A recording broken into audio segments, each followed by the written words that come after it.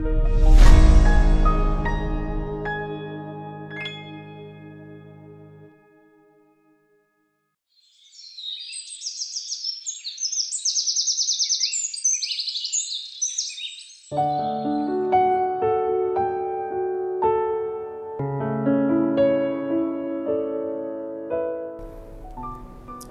saudara-saudara sahabat rohani yang dikasihi Tuhan.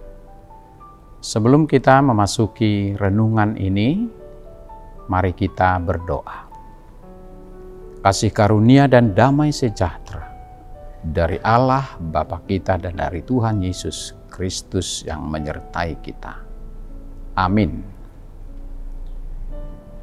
Sahabat rohani yang dikasihi Tuhan, firman Allah, renungan bagi kita pada hari spesial saat ini tanggal 1 April 2024 adalah saya ambil dari Yesaya pasal 42 ayat 6, ayat bulanan di Almanak HKBP kita.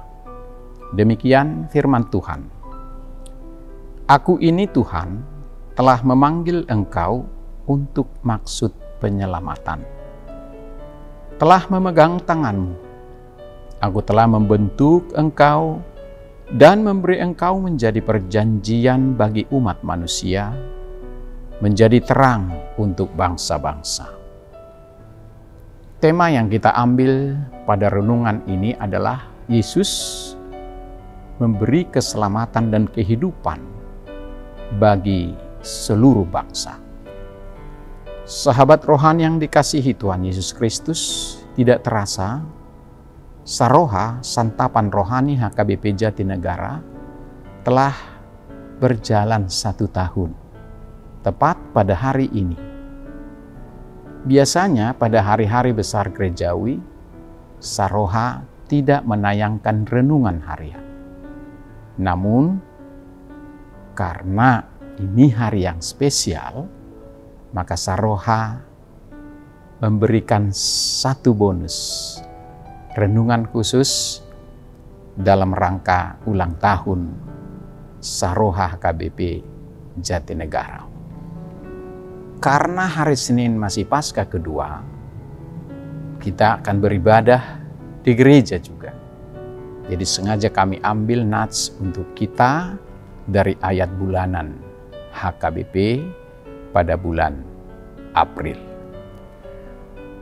Bapak Ibu Saudaraku yang baik hati, semoga melalui tayangan Saroha yang selama ini menyertai kita, iman kita semakin dikuatkan dan hidup kita semakin dekat kepada Tuhan.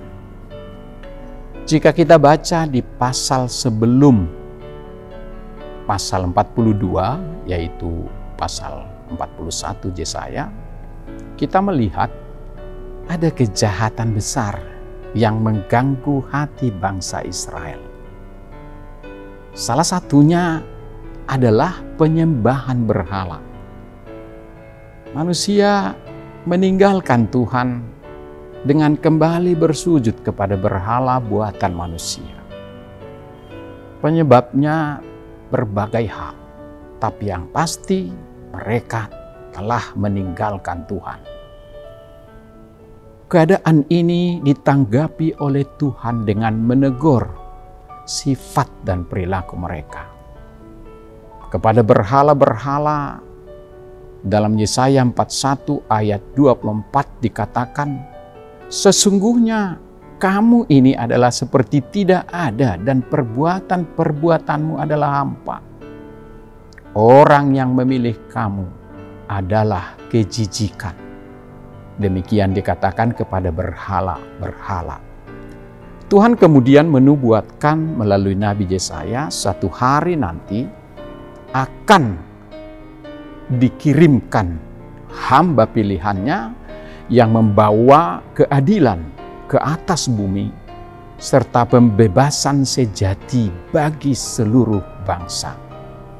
Dia akan membebaskan mereka dari perbudakan, dari para berhala, dan menghilangkan segenap kegelapan.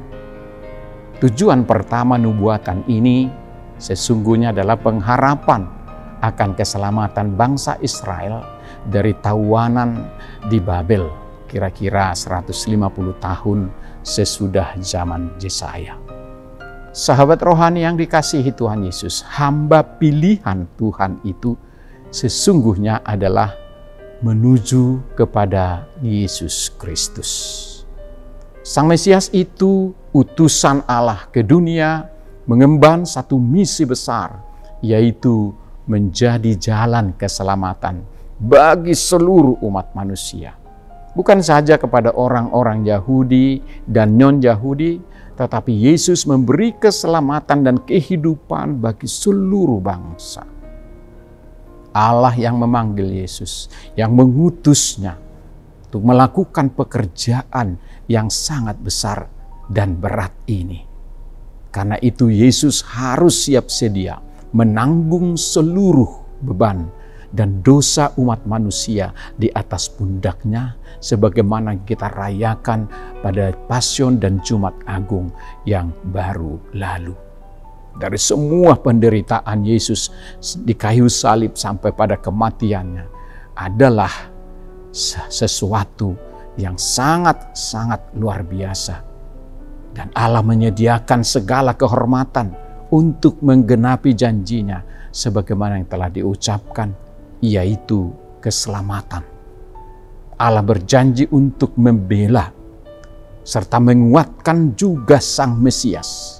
Bersama-sama dengan Sang Mesias, memegang tangannya dalam segala penderitaannya, agar Mesias Yesus Kristus tidak gentar menghadapi segala ancaman, segala teror, dan termasuk adalah kuasa kegelapan dan dosa.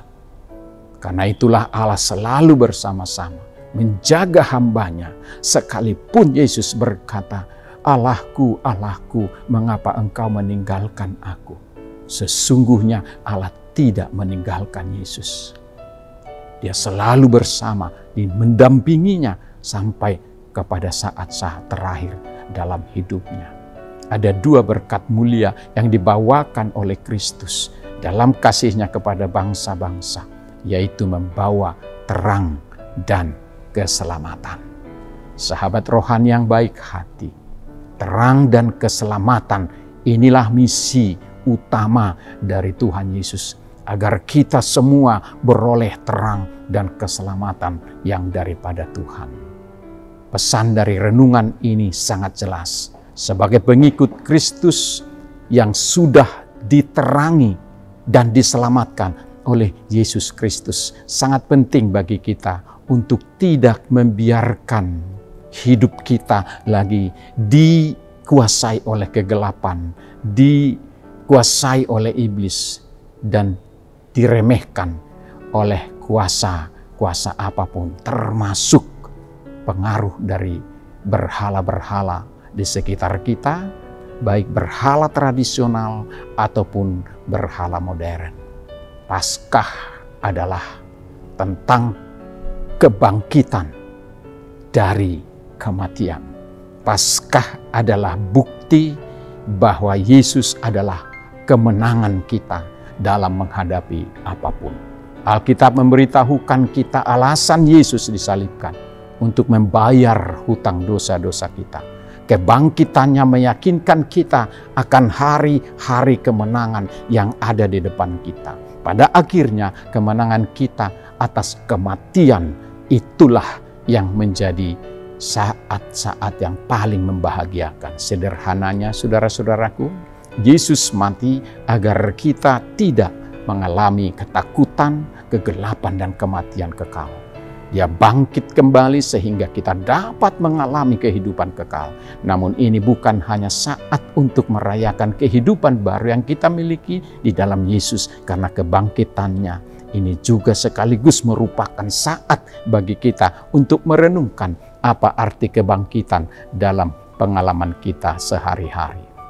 Sahabat rohani yang baik hati, kita sudah memenangkan perlawanannya terhadap pembelengguan dosa dan kuasa maut melalui Kristus, agar kita dapat mengalahkan segala hal yang membawa-bawa kita kepada kegelapan.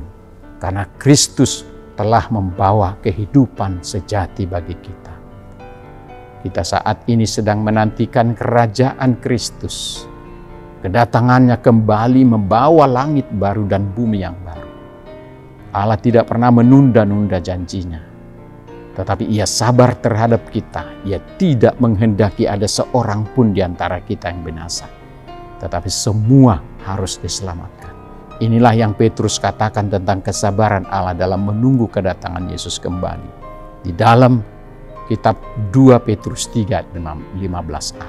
Anggaplah kesabaran Tuhan kita sebagai kesempatan bagimu untuk beroleh selamat. Jika Yesus akan datang memberi selamat dan kehidupan bagi kita, apakah kita sudah layak menerimanya? Sahabat rohani yang dikasihi Tuhan, mari kita koreksi diri kita masing-masing. Dan mari kita senantiasa memberikan hidup kita kepada Tuhan dalam setiap waktu. Selamat dan salam dari kami sahabat rohani. Tuhan Yesus memberkati kita. Amin. Mari kita berdoa. Terima kasih ya Tuhan atas hari yang indah pada saat ini. Di hari ulang tahunnya Saroha HKBP Jatinegara yang telah 1 tahun berjalan membawa renungan singkat untuk menemani sahabat-sahabat rohani kami yang setia mendengarkan firman Tuhan. Seberapa besar manfaat firman ini hanya Tuhan yang bisa tahu, dan para pendengar kami yang setia yang dapat merasakannya. Tapi kami yakin dengan sentuhan firman yang sederhana ini, kami diberikan paling tidak keberanian untuk menjalani hidup. Karena Tuhan selalu ada dan berbicara kepada hati kami untuk kami boleh hidup dan selalu mengandalkan Tuhan. Terima kasih Bapa, berkatilah semua sahabat rohani HKBP Jatinegara dimanapun. Berkat-Mu melimpah bagi mereka dan kasih-Mu selalu menaungi mereka. Berkatilah tim dari sahabat rohani untuk semakin bersemangat untuk mengemban misi pemberitaan kabar baik lewat firman-Mu yang disampaikan oleh hamba-hamba-Mu, dan kru kami saat ini sama-sama bekerja untuk melayani jemaat karena Tuhan yang memanggil kami. Terima kasih Bapa, ke dalam tangan-Mu kami serahkan program daripada sahabat rohani ini untuk tetap hadir menjadi teman dan sahabat bagi saudara-saudara kami sekalian. Dalam nama Tuhan Yesus kami berdoa dan mengucap syukur. Amin.